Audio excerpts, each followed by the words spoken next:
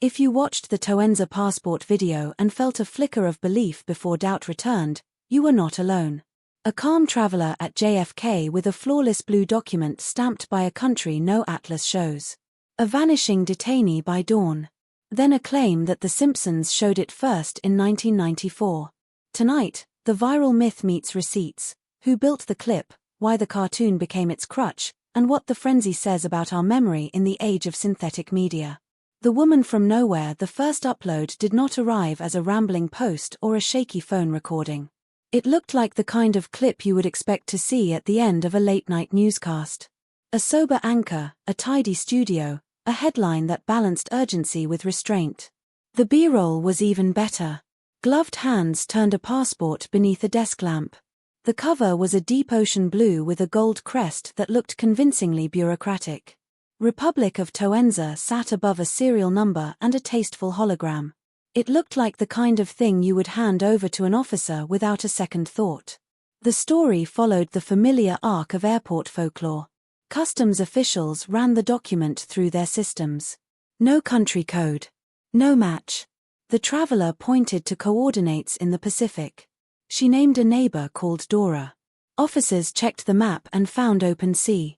The report said she was held overnight while specialists examined the passport. By morning, she was gone. No file. No prints. No name. If you have seen enough mystery segments, you know how that beat lands. It seals the story with the kind of neat absence that keeps people talking. Within hours, the clip spread. On TikTok, narrators stitched it with whispers and orchestral swells. On Reddit, users annotated frames with circles and arrows, debating whether the galosh behind the photo was too regular or exactly right. On X, one thread broke down microprinting and claimed the passport stock looked like polycarbonate. The confidence was contagious.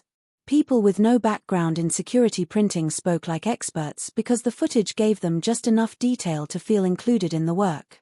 The human angle pulled others in.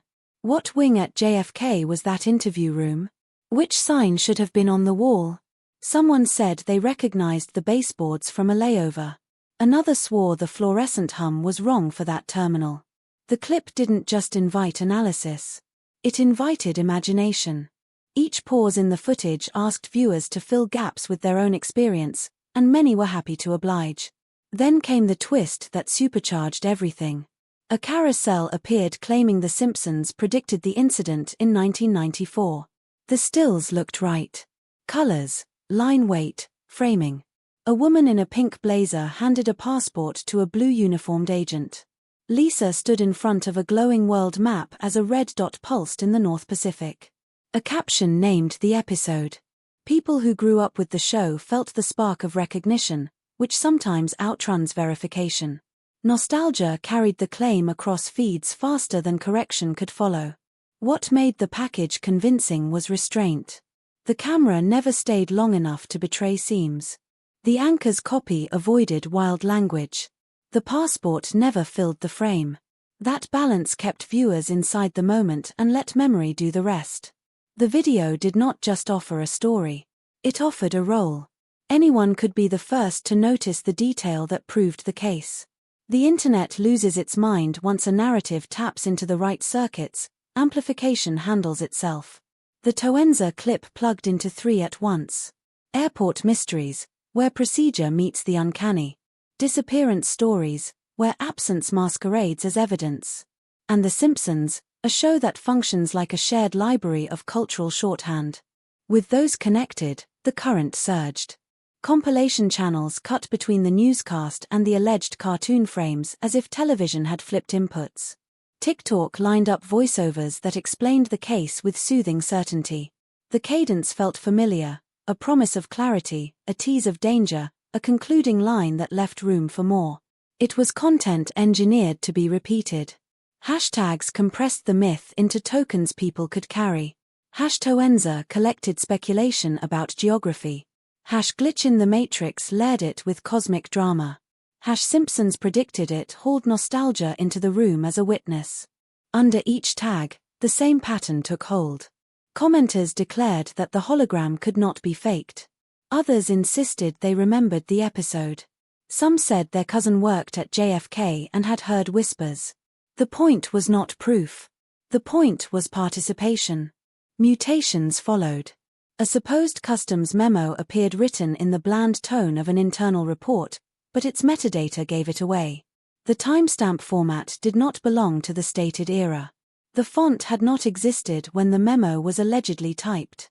A still photo of the traveler seated at a grey table circulated, but a reverse image search led to a stock catalogue. None of this slowed the spread. The crowd had already accepted the frame and now curated its content. The Simpsons carousel acted like an accelerant. For many, the show is a memory palace. People can recall jokes from childhood episodes with almost physical fidelity. Over decades, websites have gathered moments where the show's gags coincided with later news. Smartwatches. Trump on an escalator. A merger that reshaped media.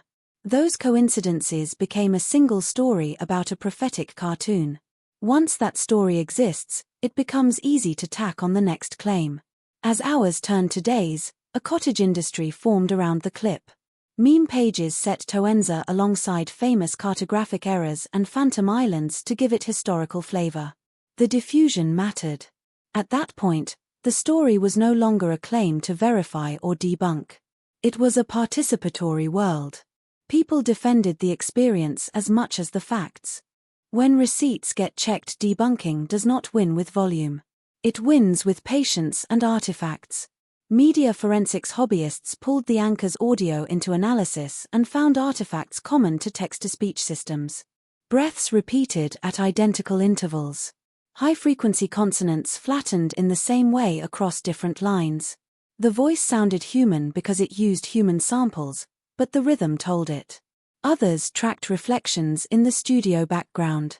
A ticker visible in the faux glass desk moved out of sync with the main screen as the camera dollied, a tell that the set was a composite. A security badge changed orientation between cuts.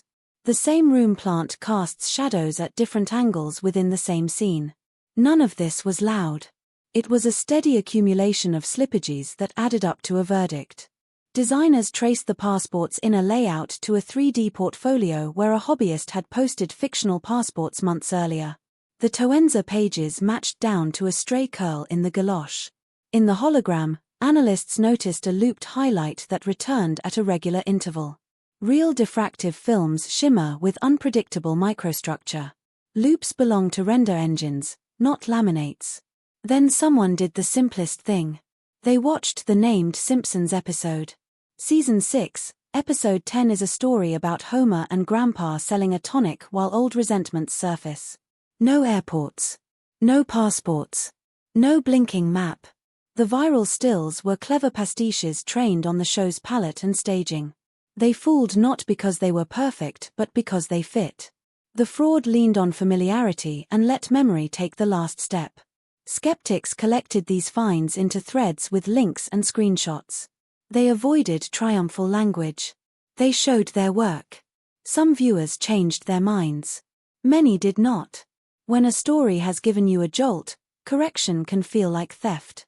People often store the contradiction in a mental drawer labeled debate ongoing and keep the feeling.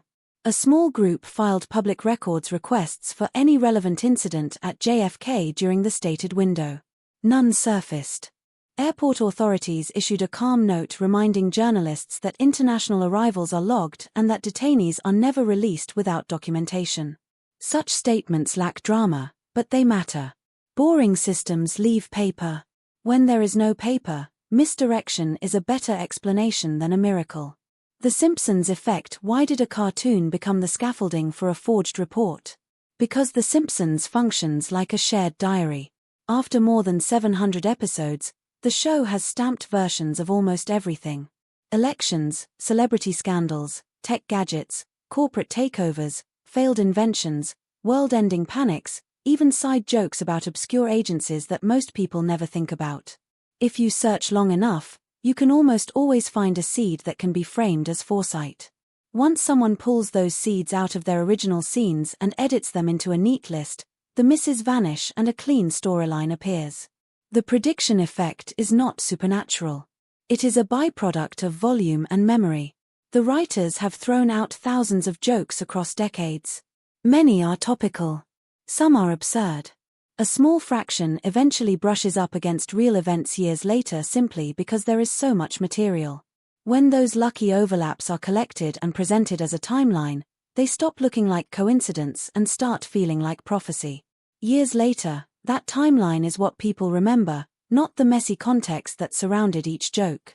It feels intentional, because our minds would rather carry a tidy story than admit how much of life is statistical noise.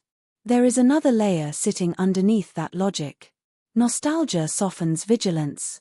People who grew up with the show, or absorbed it in syndication, or watched it in the background of their homes for years, have muscle memory for its colors, framing, timing, posture, even the way a character's eyes move when they are worried.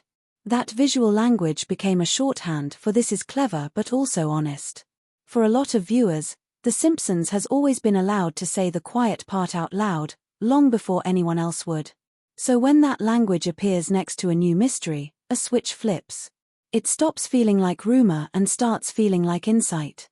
The fraudsters behind the Torenza package did not have to write a joke or build a plot that made sense. They only had to borrow the style of something people have already decided to trust. That is where the danger lives. None of this makes the show at fault. If anything, it proves how deeply it has soaked into cultural cognition. The problem is the loop between aesthetics and belief. A forged passport can borrow the gloss and texture of real security paper to slip past suspicion in a 5-second glance. A fake newscast can borrow the cadence, posture, and microphone tone of an evening anchor to impersonate authority. An AI still can borrow the warmth of a long-running animated sitcom to impersonate cultural memory. The package succeeds not because any individual component is flawless, but because all of the components echo something familiar enough to feel safe. People are not just tricked by lies. They are comforted into lowering their guard. There is a second consequence. Corrections rarely travel as far as the thrill. The first version of a claim spreads like a spark in dry air. The debunk, which is slower and careful and full of boring details like font analysis and timecode checks, moves through a smaller circle and usually arrives later. By the time someone says this Simpsons frame was generated last week by an image model and never aired in 1994, a large portion of the audience has already stored the fake frame as a memory. From that point on, they will not repeat "I saw a convincing fake." Like the video, subscribe.